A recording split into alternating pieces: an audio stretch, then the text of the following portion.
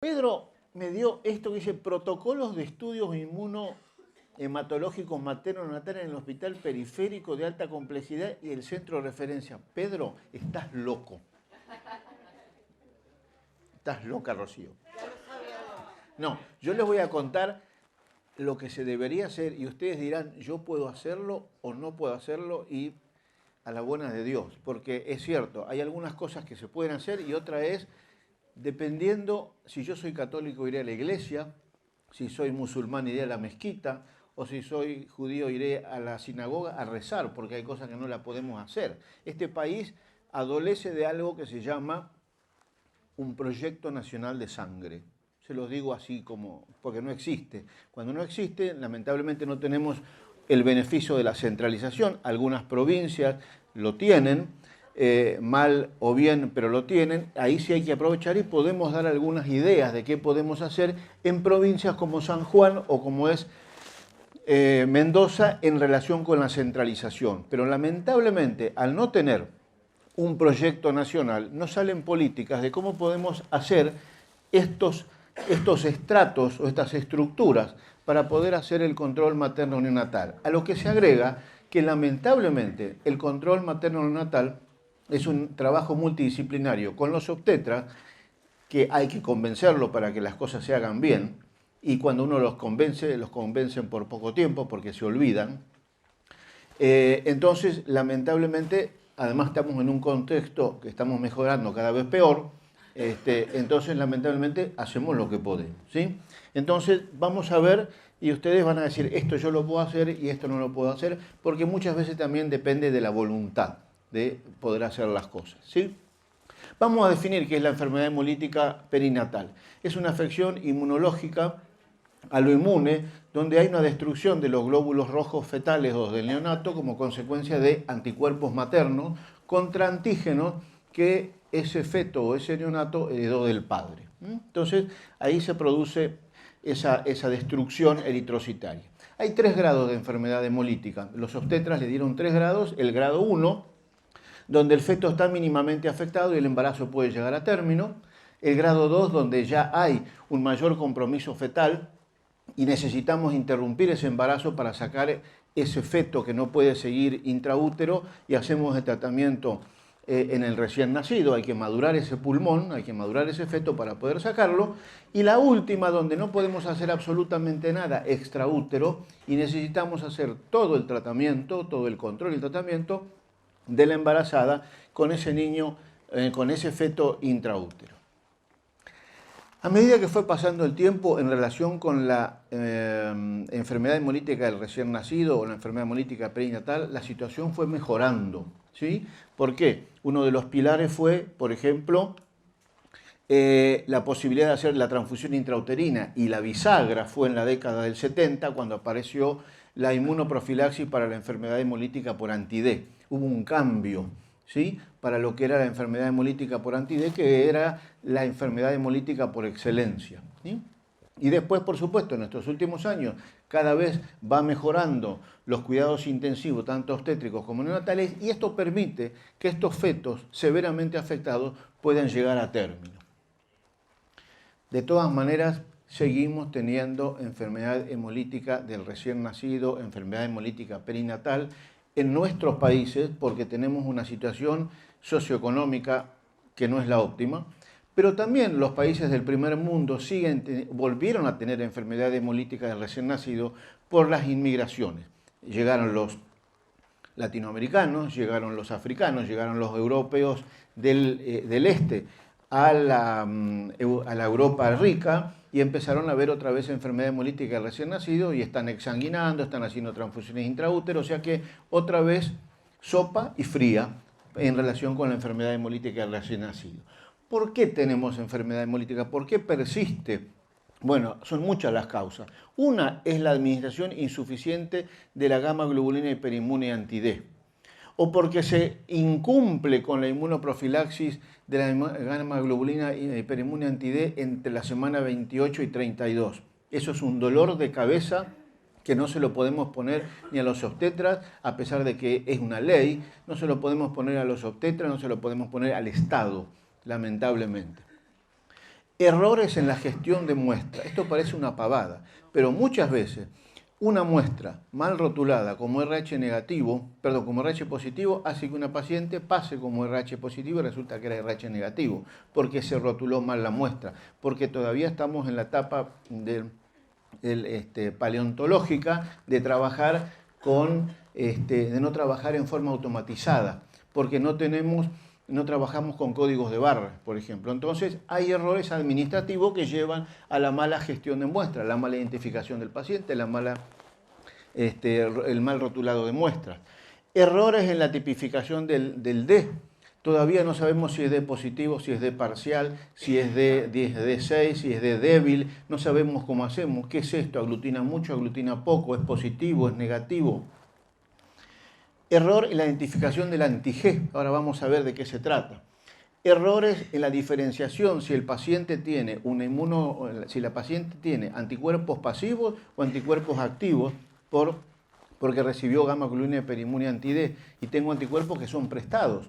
Esa paciente que tiene anticuerpos prestados que no son de ella necesita una dosis luego en el posparto, ¿sí? Y porque también estamos transfundiendo glóbulos rojos en pacientes en edad fértil sin tener en cuenta el isofenotipo RH o el sistema KEL. Entonces, estamos teniendo pacientes RH positivo, que los médicos dicen, ¿cómo puede ser que una paciente RH positivo tenga un chico afectado por anticuerpos maternos? Y sí, porque podemos tener un anti-C chico, un anti-E grande, un anti-KEL, y son RH positivos. ¿Por qué? Porque no le respetamos a las pacientes RH positivos o RH negativos transfundirlas isofenotipo RH. Fisiopatología de la enfermedad hemolítica del recién nacido. Tenemos una hemólisis por la reacción antígeno-anticuerpo. Esto lleva a una anemia. Esa anemia se transforma en una hiperbilirubinemia indirecta. Esa anemia hace que los focos eritropoyetógenos del feto están en el hígado y el vaso, pero son insuficientes. Entonces hay otros lugares en el ser de ese feto donde pueden aparecer focos de eritropoyesis. Por ejemplo, el miocardio. El miocardio tiene una capacidad latente de producir glóbulos rojos.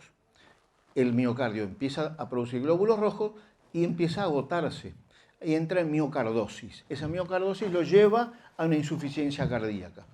Esa insuficiencia cardíaca en un paciente que además tiene una hepatosplenomegalia, que tiene una insuficiencia hepática justamente por esa sobredosis de eritropoyesis, hace que tengamos una hipertensión portal, hay una alteración en la perfusión placentaria, hay un edema vellositario de la placenta, una placenta que no trabaja como corresponde, que no hay intercambio feto-materno, esa bilirrubina no sale a ser metabolizada por el hígado materno, entra en insuficiencia hepática y tenemos alteraciones de la albúmina y aparece alteraciones en los factores de coagulación y aparece la hemorragia y aparece el edema, aparece la nasarca, ¿sí? Esto es un conjunto de síntomas y signos que terminan con la vida intraútero de ese feto.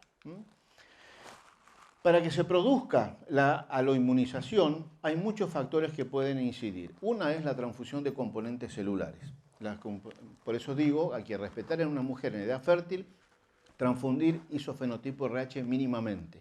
Por eso digo que en una paciente RH negativo que no está sensibilizada y que tiene que recibir plaquetas RH positivo, debe recibir gamma-globulina hiperinmune anti-D. Porque las plaquetas RH positivo en una mujer o en un paciente RH negativo no sensibilizado los puede sensibilizar. Después tenemos cualquier tipo de maniobra obstétrica, la que se les ocurra, es capaz de producir una hemorragia feto-materna y producir una sensibilización, cualquiera, no me voy a detener. Hay mujeres que comparten agujas porque son drogadictas endovenosas y se llevan glóbulos rojos RH positivo a una mujer RH negativo y la sensibiliza. El trasplante de órganos también. Y después determinados haplotipos HLA, algunos predisponen la sensibilización y otros inhiben la sensibilización. O sea que aquellos que predisponen, esos haplotipos predisponentes, hace que esa mujer tenga más facilidad para poder sensibilizarse. ¿Cuáles son los sistemas que están comprometidos en la enfermedad hemolítica? Fundamentalmente los del sistema RH. El más terrible es el anticuerpo anti-D, seguido por el anti-C chico. El anti-C chico tiene un cuadro clínico exactamente igual muchas veces que una sensibilización por anti-D. Después, también dentro de la alta frecuencia, lo tenemos a los anticuerpos anti-A y anti-B, o sea, IgG, anti-A y anti-B del sistema BO, que no son clínicamente significativos. Son los más frecuentes, pero no tienen significancia clínica. En importancia también dice la literatura internacional que el antiquel es para preocuparse. En nuestro caso, en la maternidad Sardá, en 60.000 embarazos hemos tenido solamente 0.03% de pacientes sensibilizadas al quiel y ninguna tuvo un neonato o un feto afectado por enfermedad hemolítica por antiquel. Y después es preocupante que algunos fetos sufren enfermedad hemolítica que no tienen diagnóstico y muchas veces es por antidiego. Como los paneles nuestros vienen de Europa, no tienen glóbulos rojos Diego A y se nos pasan por encima. Pero sepan que hay 3 o 4 casos en la comunidad mapuche en nuestro país que han tenido enfermedad hemolítica por antidiego A. ¿Por qué el sistema ABO no es agresivo en la enfermedad hemolítica del recién nacido? La característica es que esta sí es la enfermedad hemolítica del recién nacido propiamente dicha, porque ya en el primer parto podemos tener un niño afectado por enfermedad hemolítica. ¿Sí? Son los anticuerpos IgG, anti-A o anti-B que pasan la placenta en el momento del parto y por eso van a afectar al recién nacido. Pero ¿qué pasa? En realidad no son casos graves porque hay muchos neonatos que los antígenos del sistema ABO no solamente los tienen en el glóbulo rojo, sino también los tienen en los tejidos o también en sustancias solubles. De manera que esos anticuerpos son neutralizados por los antígenos que están no solamente en los glóbulos rojos, sino en otros lugares de ese recién nacido. Por otro lado, el anticuerpo que va a estar mediando esta reacción antígeno-anticuerpo es una IgG de subtipo 2, donde no hay receptores para la porción FC en el macrófago, por lo tanto no hay hemólisis en el sistema retículo endotelial. Y por otro lado, los anticuerpos del sistema ABO están formados para un antígeno maduro y los antígenos A y B de un neonato todavía les falta crecer, les falta ramificarse. No son antígenos totalmente completos y por eso la reacción antígeno-anticuerpo, que es específica, aquí no se produce. ¿Voy muy rápido? Bien, es para que no se duerman. Bien. Otro fenómeno es la hemorragia feto-materna. También siempre puede haber situaciones en las cuales puede haber una hemorragia feto-placentaria. Siempre, siempre, desde que se produce el huevo en adelante. Pero hay que recordar que es mucho más frecuente en el último trimestre y por eso estamos pensando en la inmunoprofilaxis prenatal y por supuesto en el momento del parto donde es máxima y por eso tenemos que pensar en la RH negativo no sensibilizada y hacerle un refuerzo de gamma globulina hiperinmune anti-D en el posparto dentro de las 72 horas. Hay mujeres RH negativos no sensibilizadas, que va por el hijo número 11, 15, RH positivo y no se sensibiliza. Del mismo padre, de diferente padre, no importa, pero no se sensibiliza. ¿Sí? Porque hay mujeres que naturalmente son no respondedoras, así como hay otras que naturalmente son no solamente respondedoras y se sensibilizan, hay hiperrespondedoras, se sensibilizan al D, después al C grande, después al E grande, al L. Yo tengo pacientes que tienen hasta 5 anticuerpos dando vueltas en su circulación. Pero algunas pacientes no se sensibilizan porque resulta que entre el feto y la madre hay una incompatibilidad ABO. Por ejemplo, la madre es cero negativo y el feto puede ser A positivo o B positivo. Estos glóbulos rojos A o B que pasan la placenta, cuando pasan la circulación materna se encuentran con los anticuerpos específicos, anti-A o anti-B, y los destruyen antes de que tome contacto con el sistema inmune. Entonces la incompatibilidad ABO los va a proteger contra la incompatibilidad a otros sistemas antigénicos eritrocitarios. ¿Ok? Bueno, el antígeno D, ¿por qué le damos mucha importancia? Porque antigénicamente es muy importante, porque tiene una elevada cantidad de superficie dentro del glóbulo rojo, porque ya en el octavo o en el noveno mes de semana del embarazo ya está presente el antígeno D, ¿sí? Y porque además está presente en el 75% de la población caucásica. ¿Y por qué son importantes los anticuerpos del sistema RH? Porque son una inmunoglobulina G que atraviesa placenta, que son clínicamente significativos porque reaccionan a 37 grados, porque además desde el punto de vista de la definición de clínicamente significativo, además reaccionan en fase antiglobulínica, ¿sí? Son naturaleza IgG, son inmunes, necesitan de una estimulación previa, y de los subtipos de inmunoglobulina G, la IgG sub 1 y la IgG sub 3 son las más peores. ¿Sí? ¿Por qué?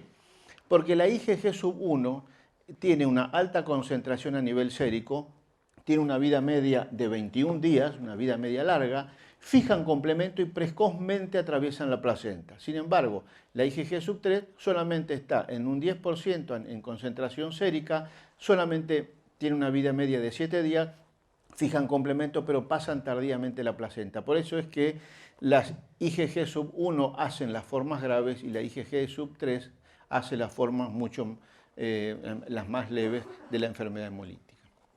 El cuento de la sensibilización no lo voy a hacer, pues ya conocen todos, ya son expertos en ver madres sensibilizadas, pero sí quiero hacer hincapié en los estudios, que es lo que Pedro me dijo. Y yo le hago caso a Pedro, si no, no me invita más. Entonces, los objetivos de los estudios prenatales son detectar la inmunización materna, detectar los potenciales riesgos para el feto y controlar la inmunización patológica. Por definición, toda sensibilización es patológica, porque no es normal que una paciente se sensibilice. Ahora, desde el punto de vista clínico, ¿es importante que una paciente esté sensibilizado al D o al C chico? Sí. ¿Es importante que esté sensibilizada al anti-I o al anti-Lewis? No. ¿Al anti-M? Ni. Algunos, el 90% no, pero hay un 10% que por ahí hacen enfermedad hemolítica del recién nacido. Entonces, eso es la sensibilización patológica, la importancia clínica del anticuerpo que se formó. Bueno, y tenemos para hacer la evaluación prenatal parámetros espectrofotométricos, parámetros ecográficos y los estudios inmunohematológicos. Los obstetras hacen la punción de líquido amniótico, o hacían, porque cada vez se hacen menos, porque la punción de líquido amniótico es una técnica invasiva, y si la paciente no estaba sensibilizada, se puede sensibilizar, y si está sensibilizada, hace una respuesta secundaria, porque esa punción puede ser traumática. Y durante mucho tiempo, la punción de líquido amniótico llevada al gráfico de Liley era el gol estándar. Lo sigue siendo, pero ya no se usa más como se usaba antes. Entonces, en función de la semana de gestación y del delta 450, que es la densidad óptica que se obtiene de ver la concentración de bilirrubina, yo digo, este feto puede estar en una zona 1, no pasa absolutamente nada, no es sinónimo de afección fetal, mientras que si cae en zona 3 es un grado de afección severo y hay que empezar a trabajar en ese feto intraútero.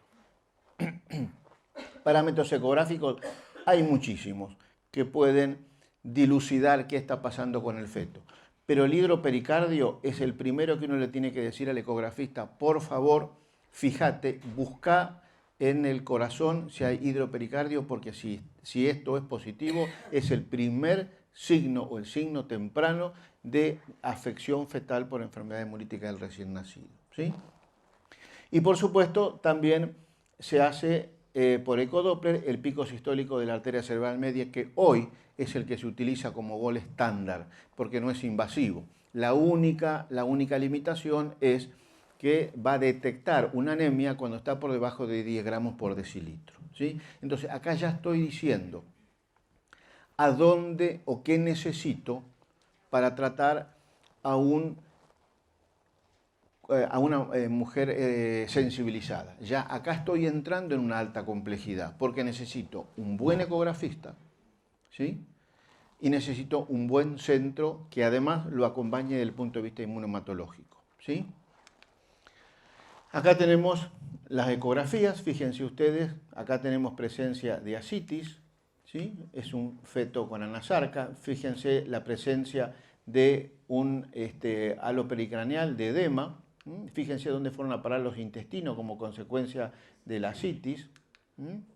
Hay una placenta engrosada en vidrio esmerilado. Esta placenta no puede funcionar perfectamente porque está sumamente engrosada, es una placenta enferma. ¿Sí? Y después tenemos el pico sistólico de la arteria cerebral media, que nos va a dar idea justamente del grado de anemia fetal severa. Grados leves de anemia no los puede detectar, pero de todas maneras se está utilizando y cada vez más con mayor frecuencia justamente porque es no invasivo.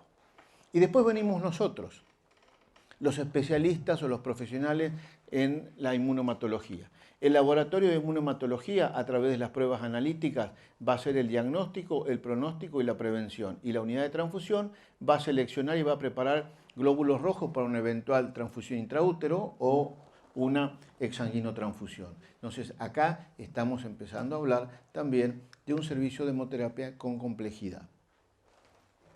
Entonces, ¿para qué se estudia el suero de una paciente o de toda paciente embarazada? Primero, que es esencial para el manejo efectivo de la enfermedad hemolítica perinatal.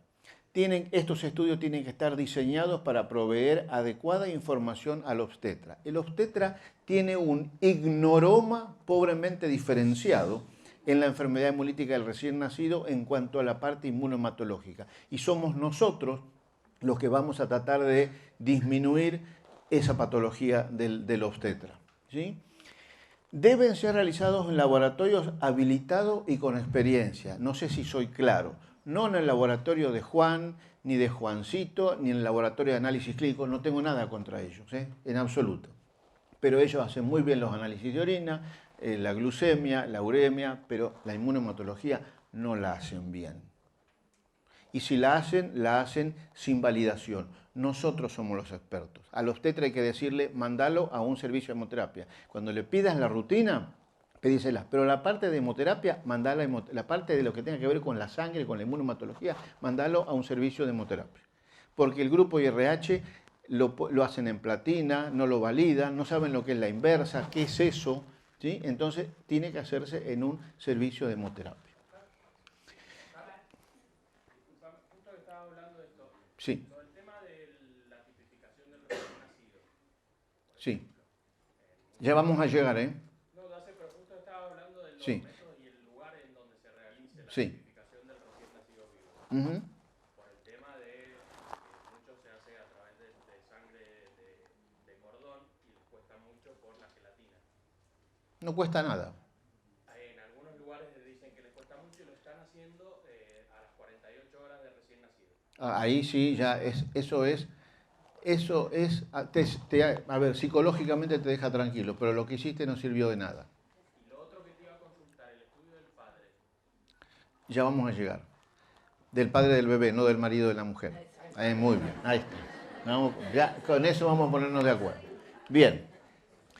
Hay que elegir métodos que detecten anticuerpos clínicamente significativos. Importante, eso lo sabemos nosotros. ¿Cuáles son las técnicas que detectan anticuerpos clínicamente significativos? Hay que efectuar estudios respetando las guías existentes. Guías para enfermedad hemolítica, para control materno-natal, cada país tiene lo suyo. Todas coinciden. O sea que nadie es que tenga su propio librito. Todas coinciden y todas coinciden en trabajar con calidad. Y ya lo vamos a ver.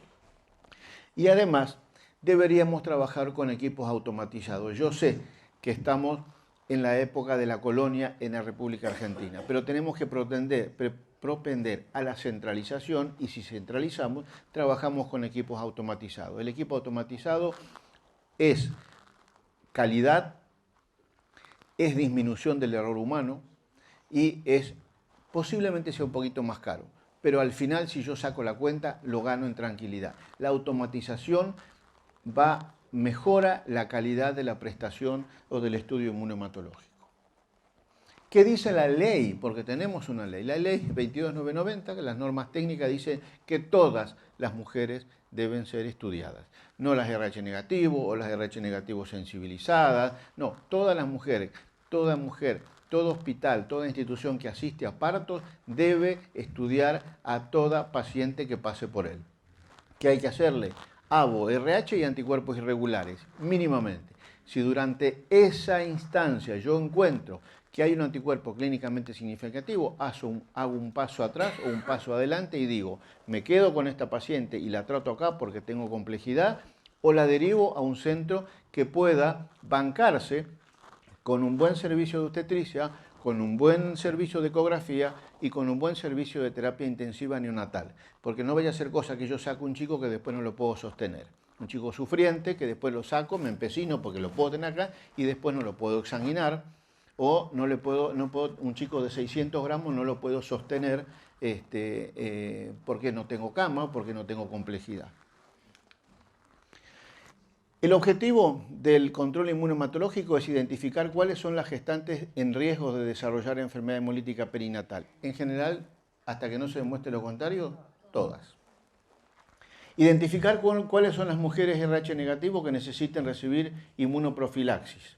Disponer de sangre compatible para emergencias obstétricas neonatales.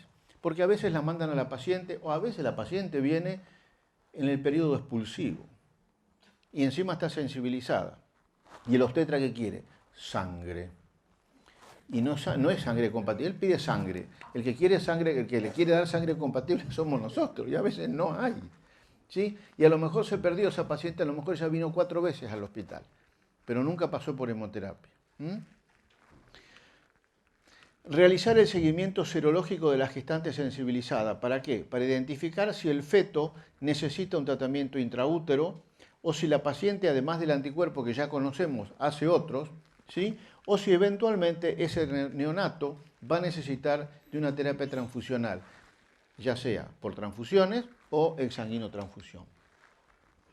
Viene la paciente, ojalá viniera en el primer trimestre, ¿sí? Pero bueno, hagamos un acto de fe y pensamos que viene en el primer trimestre, ¿sí?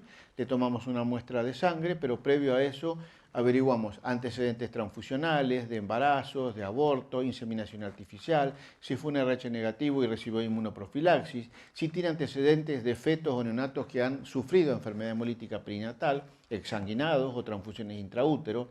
Le sacamos una muestra de sangre y hacemos un estudio, ABO por directa y por inversa, y hacemos la tipificación al D. Y acá empezamos. Pedro me decía, a ver, ¿qué hacemos? ¿Qué complejidad? Bueno, la complejidad básica, que no puede no hacerse en ningún lugar, es tipificar una mujer RH, el RH de una mujer con un anticuerpo, con un antisuero anti-D, IgM, que no detecte el D6. Básico. Básico. Y después hacemos el fenotipo RH. Prohibido usar el anti-CD. Prohibido. Porque el anti-D del anti-CD es policlonal. Y esto es monoclonal. Debemos trabajar con antisueros monoclonales. ¿Ok? No los quiero ver más tocar el anti-CD. Les veo cara que les gusta usar el anti-CD. No lo usen. ¿Ok? Hacemos una detección de anticuerpos irregulares, ¿sí? Frente a glóbulos rojos del panel, y si el marido, el padre de la criatura, es avocompatible, hacemos una prueba de Coombs indirecta. ¿Por qué? Porque muchas veces una mujer puede estar sensibilizada a un antígeno de su pareja, que no está en el panel. Así que se puede hacer. En la pareja hacemos el ABO, el RH, acá sí, con aquellos que pueden identificar D6, y hacemos el fenotipo RH del paciente, de la pareja. Miren, y acá lo que les quiero decir es lo siguiente. Una paciente, para que sea RH positivo, tiene que ser tipificada con un anticuerpo monoclonal de tipo IgM, y la reacción tiene que ser mayor a 2 cruces. mayor a 2 cruces. Menos de 2 cruces, yo no sé si es D parcial o D débil. Nunca hacer lo que antes se hacía la prueba de débil terminando en CUMS indirecta. No la quiero para las pacientes. O es RH positivo o es RH negativo. Si tengo dudas, lo derivaré a un lugar que me pueda dilucidar si es D parcial o es D débil. Pero hasta tanto no pueda dilucidar, si no tengo una aglutinación mayor a 2 cruces, si tiene menor a eso, es una paciente RH negativo hasta que no se demuestre lo contrario. RH negativo porque puede ser un D parcial que se va a sensibilizar. Los D débiles. El D débil tipo 1, 2 y 3 no son propensos a inmunizar, por lo tanto no deben recibir gamma globulina hiperinmune anti-D. Para el D débil tipo 4 y 4.1, algunos países lo consideran RH positivo y otros RH negativo. Para los que los consideran RH negativo, le hacen la gamma globulina hiperinmune anti-D. Y el D débil tipo 4.2 y el D6 se inmunizan. Estas sí deben recibir gamma globulina hiperinmune anti-D. Entonces, ¿por qué digo esto? Porque ya estamos pensando que si nosotros no tenemos capacidad de dilucidar esto, debe ir a un laboratorio de inmunohematología de mayor complejidad. Y esto es lo que nosotros no podemos hacer en un lugar de rutina. Tiene que ser en un centro de derivación para no estar malgastando tiempo y esfuerzo y dinero. Para los anticuerpos irregulares podemos utilizar técnicas de LIS, de polietilenglicol, aglutinación en columna de gel, adherencia en fase sólida, son todas buenas. La platina no figura acá, porque no existe. ¿Okay? Lo que no se recomienda es el uso rutinario de células tratadas con enzimas, porque son muy chismosas y porque para que sean clínicamente significativos tienen que reaccionar en fase de CUMS, no en enzimas. Las enzimas las tengo que usar cuando no me da claramente el panel convencional o cuando posiblemente haya una mezcla de anticuerpos.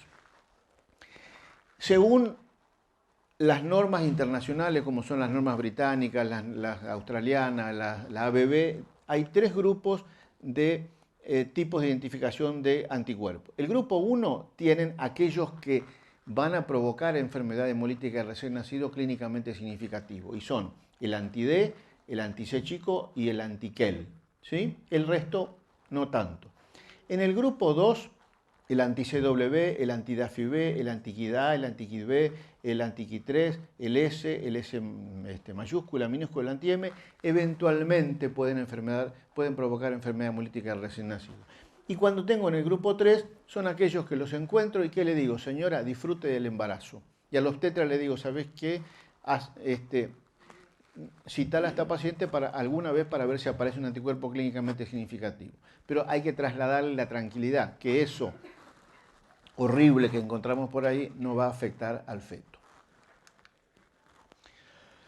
Bueno, las recomendaciones para las pruebas inmunohematológicas. La prueba antiglobulínica indirecta con incubación a 37 grados es la técnica de elección. ¿Sí? No hay que utilizar mezclas de anticuerpos, mezclas de Matías, no hay que trabajar con el pool. Hay que hacer por lo menos con un con un reactivo de 2 viales, porque me da mayor expresión antigénica. En lo posible, esto tiene que ser R1, R1 y R2, que es el vial 1 y el vial 2. Y después, los antígenos, el resto de los antígenos uno puede utilizar aquellas células que son heterocigotas. Y ojalá tuviéramos células Diego A. Esto yo la puse acá porque la di en una charla donde estaba la gente de Grifols y le hice un llamado a la solidaridad y le dije, incluyan, para la gente de este lado del charco, incluyan lo mismo que para la gente de Biorad, le dije lo mismo. Acuérdense de que hay gente que es Diego A positivo. Bien. Investigación del anti-G. Esto parece cibernética, pero sin embargo lo podemos hacer. ¿Sí? El antígeno G de gato, está presente en la mayoría de los hematíes D positivos y en todos los que son C positivo. De manera que una mujer RH negativo tranquilamente puede formar un anti-G. Y cuando hago la tipificación, va a aparecer, porque el anti-G está en las células C grande positivo, voy a encontrar como si fuera un anti-D más un anti-C. Pero no es un anti-D más C, tiene ese patrón, pero sin embargo es un anti-G. ¿Por qué debo dilucidar que sea un anti-G y no un anti-D más C? Porque el que tiene anti-G no tiene anti-D y esa persona puede sensibilizarse al D. ¿Lo puedo descubrir? ¿Lo puedo hacer fácilmente en nuestros laboratorios? Sí. Las técnicas de absorción-elusión son bastante complejas de hacer. Eso tiene que hacer en un laboratorio de referencia. Pero nosotros podemos hacerlo, y así lo aconseja la ABB. Hago una titulación de anti-C por un lado y anti-D por el otro, ¿sí? Si yo veo que el título de anti-C es 3 veces mayor al del anti-D, ese paciente es un anti-G, ¿sí? Y a ese paciente hay que hacerle inmunoprofilaxis para la enfermedad hemolítica del recién nacido. El que no lo entendió, lo hablamos después porque si no nos atrasamos. Pero esto es una pavada de hacer. Bueno, una vez que encontramos un anticuerpo hay que identificarlo y hay que ver si es clínicamente significativo, ¿sí? Como dijimos hoy. Hay que titularlo, hay que cuantificarlo y también, eventualmente, si es necesario, hay que hacer el estudio de biología molecular, que ahí sí debe ir a un centro de referencia y ya vamos a hablar de él. La titulación de anticuerpos es un procedimiento impreciso, pero por suerte es una técnica sencilla que puede estar a mano de cualquier laboratorio, pero de inmunomatología, no el laboratorio de análisis clínico. Es la primera técnica que se evalúa riesgo fetal y tiene que ser realizado por personal de experiencia y fíjense ustedes, tiene un valor predictivo de afección fetal del 62% si va acompañado de la historia clínica, porque solo no sirve para nada. Y debe efectuarse tan pronto como fuera posible, porque el primer resultado es el valor de base sobre el cual voy a ver qué pasa en las titulaciones posteriores. En la titulación hay que buscar el título crítico, entendiéndose por título crítico aquel a partir del valor del cual debe o puede haber una sospecha de afección fetal, entonces hay que hacer estudios no invasivos para ver grado de afección fetal. Las técnicas para hacer el título crítico están todas estandarizadas para técnicas en tubos y para el anti-D. Nosotros, la mayoría de ustedes trabajan con tarjeta, ¿verdad? ¿Quiénes trabajan con tubos? Bien, bien. No se sientan ofendidos, yo soy adorador del tubo, de la época de los adoradores del tubo, así que se puede trabajar tranquilamente, pero hay que trabajar bien. Las técnicas de tarjeta son muy buenas, son medio chismosas porque son tanta sensibilidad que a veces lo que hay que tener en cuenta es que las técnicas en tubos, para la titulación, dicen que el valor de corte es 32, ¿sí? A partir de ese valor es clínicamente significativo. Para las tarjetas es 128. Porque las tarjetas tienen mayor sensibilidad. Y tienen que hacerla, considerar, por ejemplo, que para el antiquel, o anti-K1 como se dice ahora, no hay un título crítico. Valores de 8 pueden ser clínicamente significativos. Para colmo, el anticuerpo antiquel no produce hemólisis. Lo que hace el antiquel es actuar sobre los progenitores hematopoyéticos directamente, entonces produce una anemia severa. Y para colmo, los progenitores hematopoyéticos no tienen hemoglobina y no hay bilirrubina, ¿sí? Entonces producen una severa anemia fetal y no llegan a producir hemólisis. Como yo les comentaba a ustedes, el título de anticuerpos es importante, el valor basal, y después tengo que hacerlo regularmente cada 30 días o cada 20, según cada protocolo de cada institución. Y va a ser importante cuando haya entre el valor basal y el posterior, por lo menos 2 o 3 diluciones en más. Si es 1 o 2, no tiene demasiado sentido porque puede ser el problema antigénico, no le di una buena temperatura, problema de pipeteo, otra persona que lo está haciendo, ¿sí? O sea, en 2 diluciones que haya una variación no es importante. Por eso es que sí, es importante que hay que ensayarlo en paralelo con la muestra anterior, en lo posible hacerlo con la misma que lo haga la misma persona, y hay que darle a todos los tubos o a todas las tarjetas, a esos sueros hay que darle la misma temperatura, la misma incubación, las mismas características para poder compararlos. Y después tenemos la biología molecular. La biología molecular en nuestro país solamente se hace biología molecular en la ciudad de Rosario, la Facultad de Farmacia y Bioquímica, y también en Córdoba. Entonces yo diría, por ejemplo, que sería óptimo, entre la cercanía que hay entre San Juan y Mendoza, buscar en esta zona un centro que haga biología molecular para inmunohematología. Ahí sí hay que hacer un centro para centralizar muestras, o la zona de Cuyo, porque estos son caros y hay que aprovechar, y además, ¿saben qué?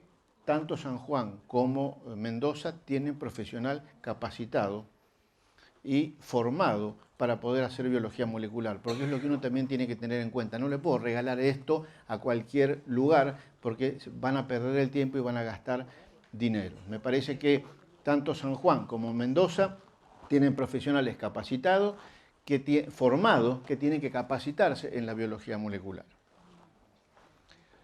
Upa. Más tarde, ¿no? O me da 10 minutos. Pedro, ¿vos me pusiste esto para que me vayan dentro de 10 minutos?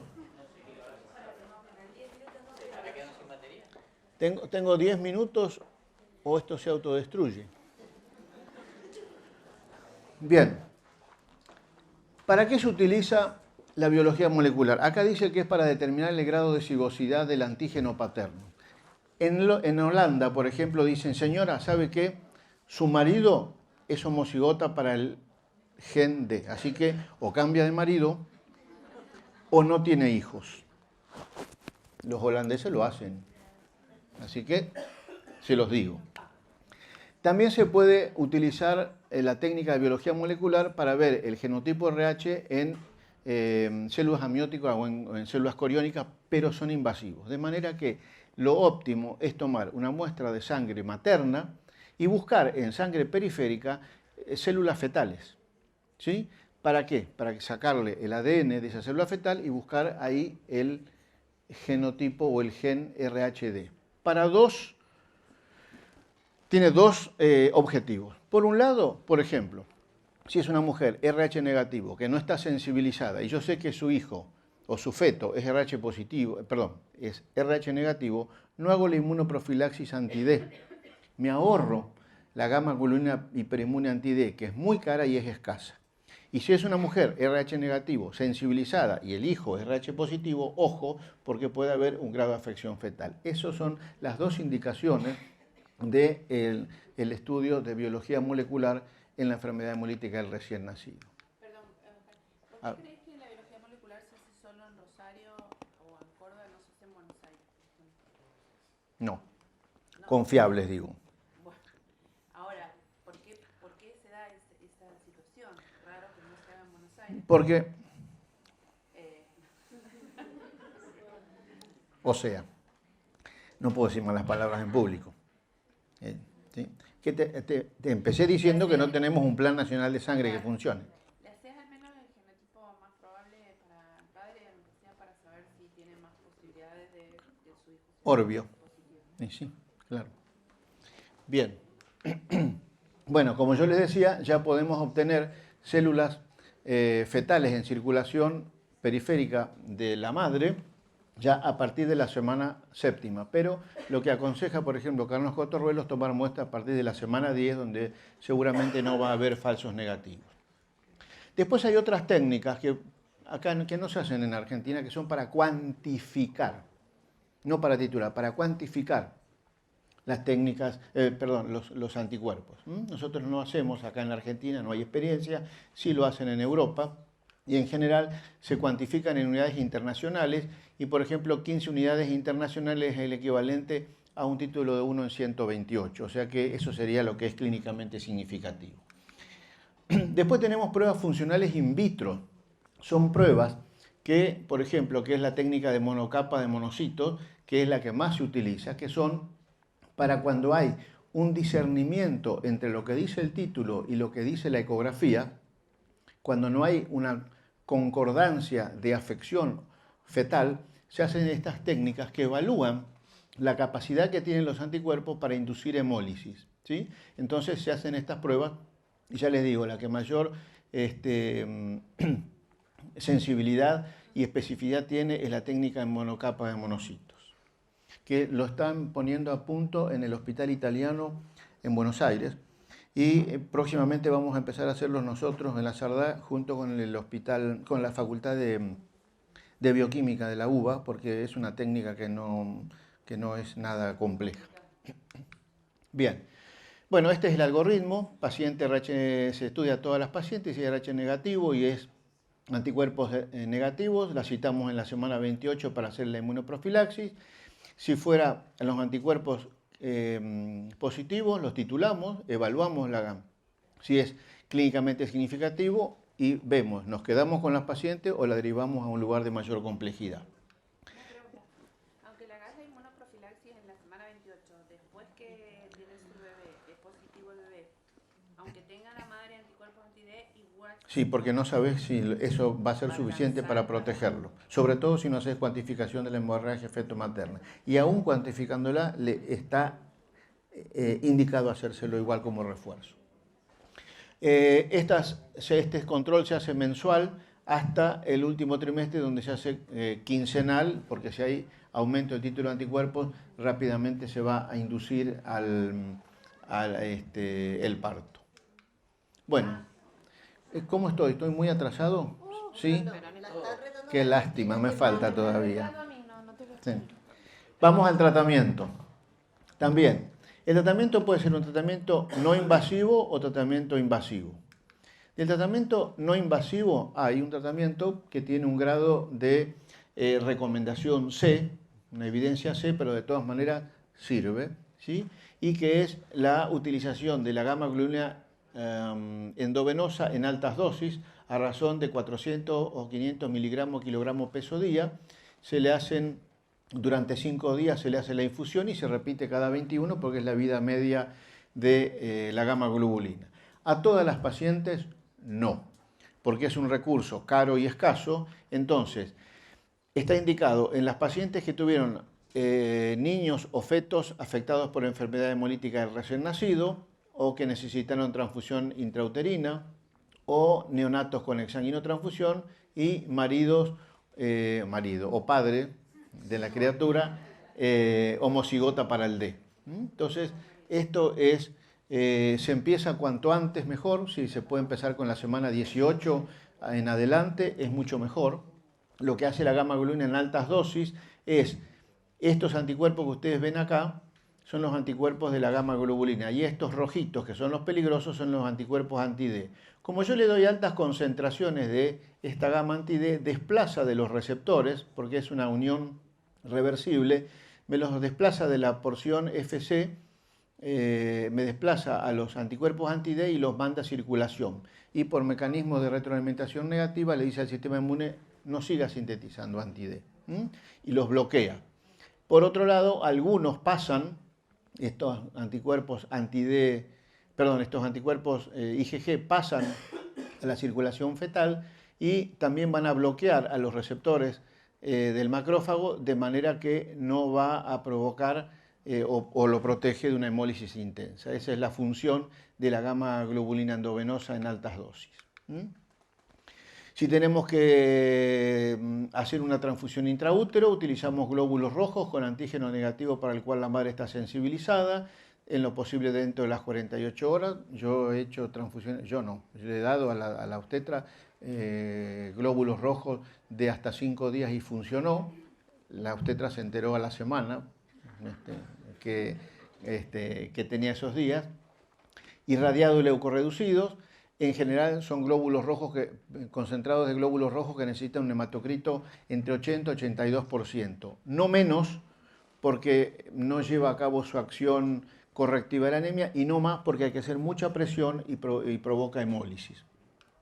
El volumen que vamos a administrar se calcula por la edad gestacional menos 20 multiplicado por 10 y es la cantidad de mililitros que voy a inyectar en la transfusión intraútero. El objetivo es llevar la hemoglobina fetal por encima de 10 gramos por decilitro. Citamos a la paciente el día antes de la transfusión, se le dan útero-inhibidores y le dan también benzodiazepínicos para tranquilizarla a ella y al feto, y al día siguiente, bajo control ecográfico, se hace la transfusión intraútero. Fíjense ustedes cómo estaba el pico sistólico de la arteria cerebral media antes de la transfusión y cómo mejoró a posteriori. Bueno, esto no les quiero contar. Y ahora viene lo que me preguntaba recién. Esto siempre se ríen cuando digo. La muestra que tiene que utilizar para hacer un estudio inmunohematológico es sangre de cordón o sangre de cordón. ¿Por qué? La sangre de cordón es abundante y me permite jugar desde el punto de vista inmunohematológico. Grupo, factor, fenotipo, absorción, elusión, lo que ustedes quieran, ¿sí? Si yo saco sangre periférica, ¿se imaginan un neonato de 600 gramos? Lo que tengo que sacarle no me sirve más que para grupo y factor. Y además es sangre periférica que no tiene una buena concentración de anticuerpos maternos. Pero la sangre de cordón hay que procesarla dentro de las 6 horas de producido el parto. Lo lamento por los técnicos de guardia. Pero hay que hacerlo. ¿Por qué?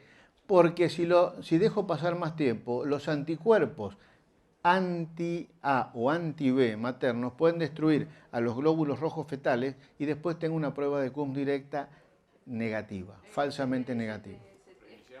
Otra vez.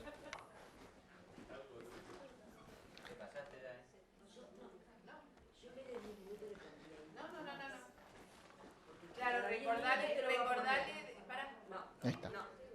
Bien, entonces, hay que hacerlo dentro de las 6 horas posparto. Y hacemos el ABO, el RH sí, aquellos que puedan detectar el D6, la prueba antiglobulínica directa y si da positiva podemos hacer una elusión o también muchas veces nosotros en la SARDA, en lugar de hacer un eluido cuando tenemos sospechosos de una incompatibilidad ABO, lo que hacemos es, bueno, si el eluido es positivo lo identificamos y si sospechamos de una incompatibilidad ABO, hacemos una prueba de CUMS indirecta con suero de cordón utilizando glóbulos rojos A si sospechamos de un anti-A o glóbulos rojos B si sospechamos de un anti-B y siempre con glóbulos rojos cero como testigos negativos. Entonces van a ver una prueba de CUMS directa débilmente positiva y tiene anticuerpos IgG anti-A y anticuerpos negativos con el cero. Si esto fuera positivo sería a otro sistema.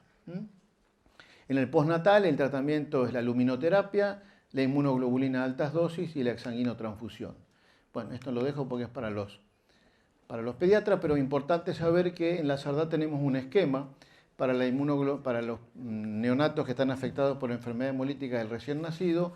Inmediatamente o dentro de las 2 horas del parto se le administra gamma globulina endovenosa a razón de 500 miligramos kilogramos peso, que se repite a las 24 y 48 horas y gracias a este tratamiento hace rato que no estamos exsanguinando. Exsanguinamos con un volumen el doble de la volemia del recién nacido a razón de 85 a 100 mililitros por kilo de peso, ¿sí? El objetivo es disminuir la concentración de bilirrubina indirecta, traer bilirrubina del espacio extravascular al intravascular. Me llevo con el lavado los anticuerpos maternos circulantes y también me llevo los glóbulos rojos afectados.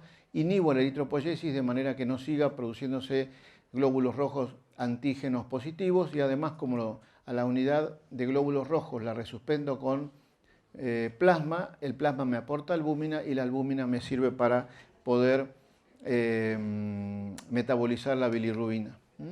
Usamos glóbulos rojos antígeno negativo para el cual la madre está sensibilizada, resuspendido con plasma fresco. Si es una incompatibilidad ABO, con plasma isogrupo del chico, no AB, porque la B es escaso, ¿sí? Con glóbulos rojos en lo posible dentro de las 48 horas de extraído, leucodepletados e irradiados, y vamos a la inmunoprofilaxis. Ahora, profilaxis. Hay 2 profilaxis. Una es de decirle al obstetra, mira,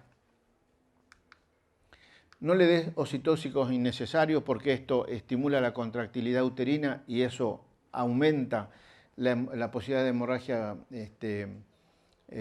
fetoplacentaria. Ojo con los masajes porque los obstetras, con tal de apurar el alumbramiento, le hacen un zapateo americano en la panza y eso termina siendo una hemorragia fetoplacentaria. No hacer esto del cordón, pinzarlo para provocar una hemorragia retroplacentaria y que se desprenda rápidamente, ¿sí? Y menos el alumbramiento manual si no fuera necesario. Y después viene la inmunoprofilaxis, que las normas dicen que a toda mujer RH negativo no sensibilizada debe dársele una dosis de gamma globulina inmune anti-D en la semana 28. Esto no lo dice la ley, esto lo dice una recomendación del Ministerio de agosto del 2010. Entonces, la gamma globulina es eficaz, anti-D, es eficaz, pero va a depender de la dosis, del tiempo de administración y la conservación del producto y de los controles posteriores. La dosis adecuada, ya la vamos a ver, son 300 microgramos que hay que dárselo, que mínimamente, que puedo darle dosis extra si hacemos la cuantificación de la hemorragia fetomaterna por la técnica de Kleihauer. También tiene que ver por dónde la administro, la vía de administración. La mejor es la vía endovenosa, pero si no, voy a la intramuscular. Pero no en los glúteos, porque hay tejido graso que se queda con gamma globulina hiperinmune anti-D. Hay que darla en deltoides. Bueno, la cantidad de 300 microgramos es suficiente para neutralizar 30 mililitros de sangre RH positivo o 15 mililitros de glóbulos rojos RH positivo. Y hay que darlo en el periodo pre y postnatal, y fíjense ustedes cómo bajó desde que se implementa en forma pre y postnatal, cómo bajó la incidencia de gamma de la enfermedad hemolítica por anti-D. Lo que nosotros hacemos después de que le hacemos la gamma globulina hiperinmune anti-D, la citamos a los pacientes a los 5 días y le repetimos la prueba de Coombs indirecta, ¿sí? Si la prueba de Coombs directa es negativa, a ver, ¿qué pasa con lo que le administre? Fue insuficiente, así que le hacemos una segunda dosis. Ahora, si es positivo, le hacemos con células que tengan R chico, R primo, R segunda R, que si es negativo, esta positividad es por el anti-D que le administré con la gamma globulina. Y si es positiva, puede ser anti-C, anti-E grande u otro anticuerpo. Igual te... Quiero la anterior. Acá. ¿Esta? Esta. Nosotros tenemos 7.22% de mujeres que le damos una segunda dosis. O sea que la prueba de Coombs indirecta da negativa, así que le hacemos una segunda dosis. Y cuando da positivo van a tener este patrón. La detección de anticuerpos irregulares es positiva, en viale 1 y 2. Pero cuando le hago la titulación tengo títulos no mayor a 4, ¿sí? Acuérdense que título es la máxima dilución que da positiva a una reacción de una cruz. Eso es inmunomatología, ¿sí? Tenemos un título 1 en 4, 1 en 8 máximamente. Bueno, importante hacer la cuantificación de la hemorragia fetomaterna para poder dar una dosis extra. Esto también está obligado por la ley de sangre 22990. Nosotros hacemos la técnica de Kleihauer y esta, no quiero perder el tiempo en las recomendaciones, sino en esto. Fíjense, son 4 diapos. Una mujer de 34 años de edad, RH negativo, R chico, cuyo esposo y padre de la criatura era cero positivo, R2, tiene antecedentes transfusionales por ginecorragia. Vino en mayo del 2013, en la 6ª semana del segundo embarazo, y en el primer control inmunomatológico le encontramos un anti-C grande. ¿Sí? Anti-C grande. Entonces la pregunta fue, porque al mes siguiente hace un aborto, o sea, aborta, se le hace un legrado evacuador y la pregunta es, ¿le hacemos la gamma globulina hiperinmune anti-D? Sí, porque está sensibilizada al C, no al D. Bien. Insistió la señora. Así que se volvió a embarazar y vuelve en el 2014 con el tercer embarazo en curso y se interna, pero esta vez por colestasis biliar. Le hacemos el primer control inmunohematológico. Oh, sorpresa, al C grande se le agregó un anti-D. Entonces empezamos a averiguar. ¿Cambio de marido? No. Hemorragias no. Abortos no. Transfusiones no. Todo no. ¿Era un D o era...? Un D. Lindo D. Con anti-C grande tenía 64 y anti-D 2048. ¿Ustedes creen que es una inmunización primaria con tan bajas semanas de embarazo y semejante título? No. Esta mujer... ¿Eh? ¿El papá, el esposo era el papá del niño? Sigue siendo, sí, no cambió. Pero si el esposo era alrededor, ¿de dónde sacó la anticidad? Es que yo no dije que no estuviera, yo no lo vi. Porque el 20% de las pacientes sensibilizadas tienen anticuerpos evanescentes. Esos anticuerpos de M, que están pero no los veo. ¿Sí? Hay un porcentaje importante de anticuerpos que a los 4 o 5 meses del posparto desaparecen en cantidad. O sea, disminuyen, están por debajo del umbral de detección de anticuerpos irregulares. Pero cuando hace un hijo RH positivo, hace una respuesta secundaria. Estos se llaman anticuerpos evanescentes. Un 20% de nuestras gestantes, algunas ya las conocemos, y dijo, bueno, esta no es que no tiene, ya va a picar. Y la esperamos y pica. Entonces, ya voy. Ponele 20 minutos, 20 minutos. Antes de cambiar, ponele 2 horas. ¿Qué cosa? ¿Viste donde dice recordatorio dentro de...? 4 horas. Ahora más tarde.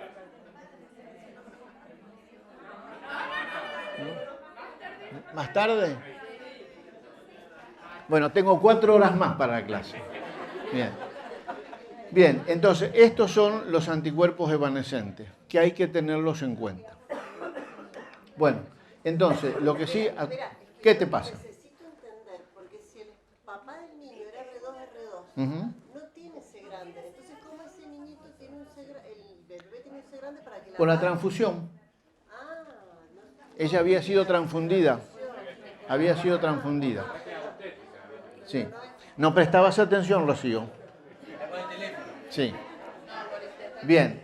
Entonces, lo que sí que hay que acordarse que la prevención de la aloinmunización tiene un costo muy inferior a los tratamientos pre y postnatales de la enfermedad hemolítica del recién nacido. Bueno, y por último, acuérdense que entre el 4 y el 6 de septiembre está el 17 Congreso Argentino en Medicina Transfusional, así que sé que la situación económica no es la óptima, pero algún esfuercito para concurrir que serán bien recibidos. Muchas gracias.